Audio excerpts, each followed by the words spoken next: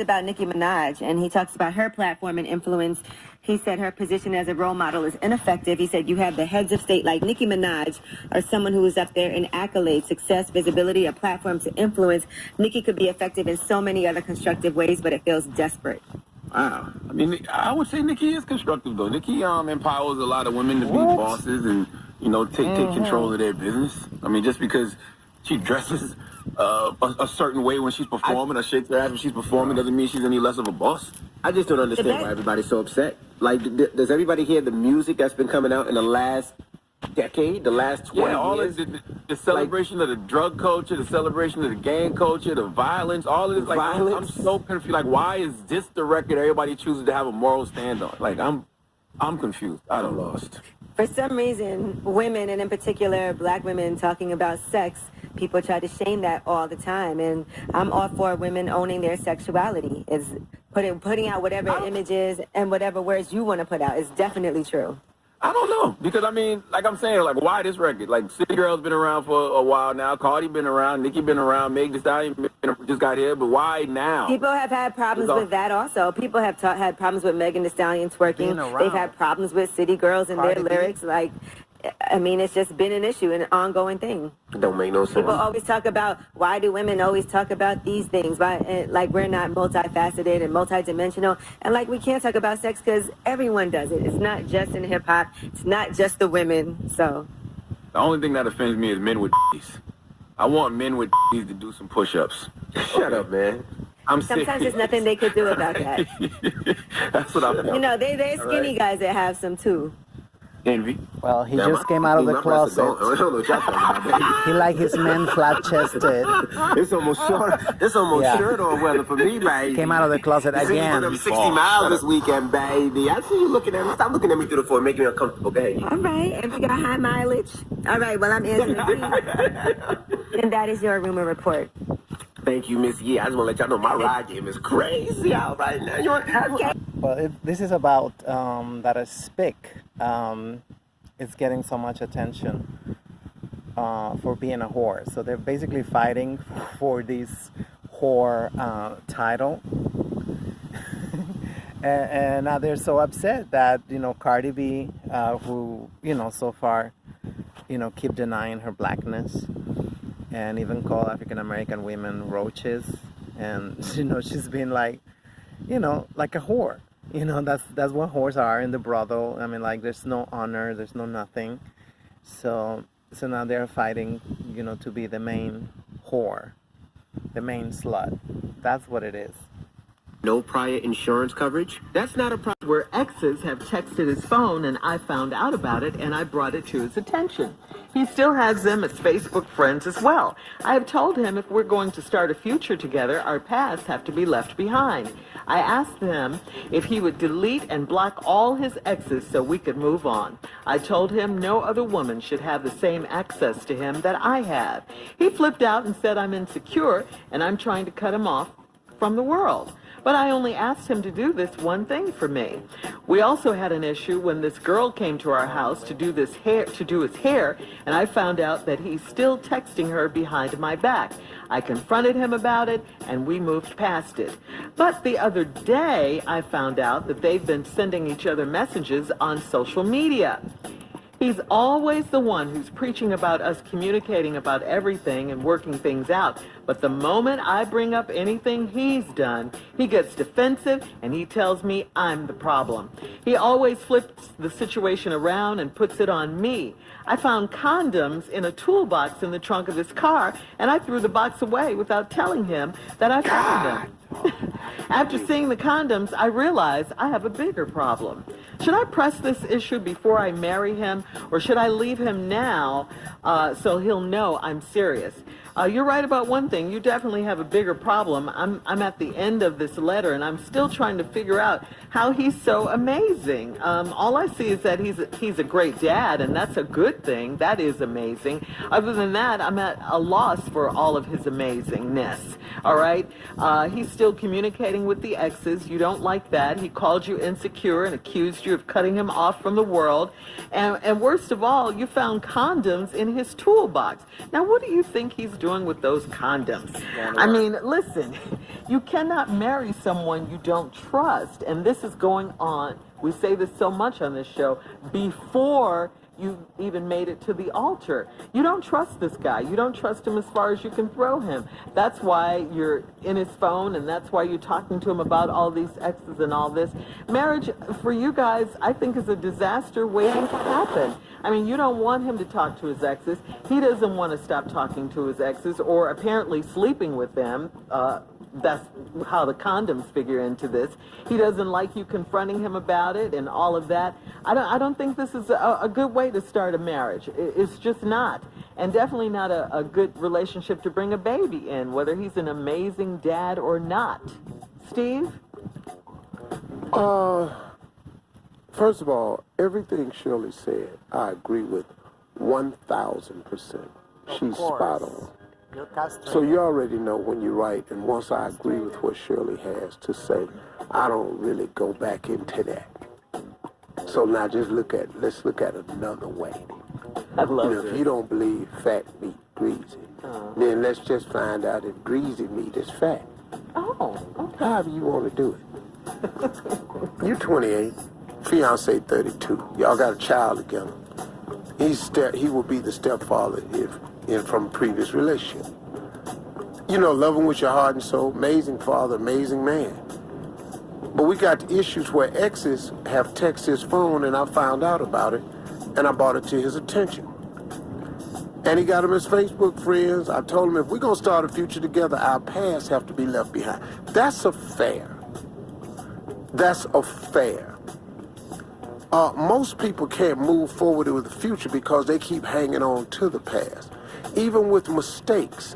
That's why it's important that you never allow a mistake to define who you are. That's what you did then. That's the mistake you made. Ask God for forgiveness, get up and move on. So what you're saying is really fair. I've asked him if he would delete and block all his exes so we could move on. I told him no other woman should have the same access to him that I have. That's fair. He flipped out and said I'm insecure. No, man. Ask him, can you start contacting all your exes? Ask him, can you could talk to all your exes freely like you want to, and let them have access to you the same way them girls got access to him. I promise you he ain't gonna like it. See, all this raining going on is really pee. So Excuse me? now, all this raining that's going on is really pee, but he's trying to tell you it's a gentle, soft rain. It's pee. It's pee. That's what you said. It's pee. Thank you It's for not clearing that rain. up. It's a shower, but it's a golden shower. And you're the recipient of it. And this is not nice for you. I'm just being real with you, sister. Shirley told you right, but She's now I gotta get you to see it 28. another She's way. 28. Now you insecure. If that's actually When I true. come back, I'm gonna tell you why he said If that. that's actually true, that Alright. she's 28. All right, Steve, thank you. We'll have part 2 of your response coming up at 23 minutes after the hour. Today's Strawberry Letter subject, my fiance is a social butterfly. We'll get back into it right after this. You're listening to the Steve Harvey Morning Show. Okay, moms and dads. Well, first of all, what is it that you want a husband for? You want him so you can go to parties and say you ain't single? Or you actually want a husband, a man, an actual man who's gonna go out there and start something or continue building something that he got on already? Someone who, we are at the beginning of who knows how long it's gonna last. The civil war that we started, So you want a man that's gonna actually, protect you and your family. When shit, or when the proverbial fan get hit. Let's put it that way, or you want to be the man in the relationship. It sounds like, he's a good catch. That's why she is in it, but she don't want to say it. It sounds like he got his stuff going on and everything, and she don't want to admit it. So if you think a man like that actually can stick with only one woman, it's like, domesticating a lion. Like, look at Siegfried and Roy. They said they domesticated tigers, and shit. They made it into little pussycats, and but one day, they found out they was absolutely wrong. You can continue with that, pretending, but men are men. That's if you actually got a man. So then you cannot complain actually if your man start getting really soft and don't want to do shit, don't even want to take out the garbage. Because if you are so fucking manly, all you're going to attract is weak men. And vice versa. If you're not to say that you should be weak, but we should stay in our lane. We should stay in our lane. So obviously, we're going to attract, a strong man. Obviously it's going to be like, okay, so I'm going to be the man here, the relationship. But when they already see you with a mustache and you like, walking funny with your paycheck and, all that shit is like, okay, so, I don't have to do shit right here. We're just roommates. I give my share of the rent. I give like whatever, and that's it. If something happened, that we're like, getting displaced or something, why should he fight? Why should he fight? That is not his. Like all those men that are taking their wife's last name, then the wife got to step up and be the man of the relationship. That's bullshit, always Steve Harvey, like, I mean, like, she's 28 already. She's 28 years old already. If he wanted to have a big family, if he wanted to build something, that's not why he's getting married. Otherwise, he will be looking for an 18-year-old to build something, not somebody who's already, indoctrinated, brainwashed into feminism and all this shit that it's constantly going to be a tug of war. It's going to be struggle, everything. So that's my opinion, but she think it's just like, she don't even actually said, I'm such a great catch. Why don't they ask her that? You know what? Write us, what is it that you got to offer actually to this man? Because, she like, oh, she's the shit, but she's already 28. It's like, she's a little like 10 years too late to be so uppity. Like, there's good men. There's actually a lot of good men that they don't even give a fuck. And they still go ride or die, even if you ain't worth it. But there's men already, they're starting to wake up and say, like, they're putting that shit on their scale. And they say, oh, I got the upper hand. So she should be lucky that she's finding somebody already. Finding a man. So if you want to have girlfriends, that's a sign that he's a man.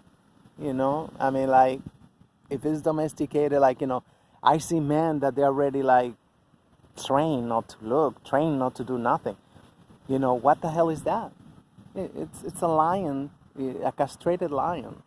It's just, you're taking all their power and shit. Now, if you play your cards right, then you can actually be the only one. But you actually have to use your brain, and you gotta work, and you have to have these conversations, that more elevated and stuff, and you gotta prove yourself that you can be, an advisor, a good advisor, and then he will trust your judgment and shit,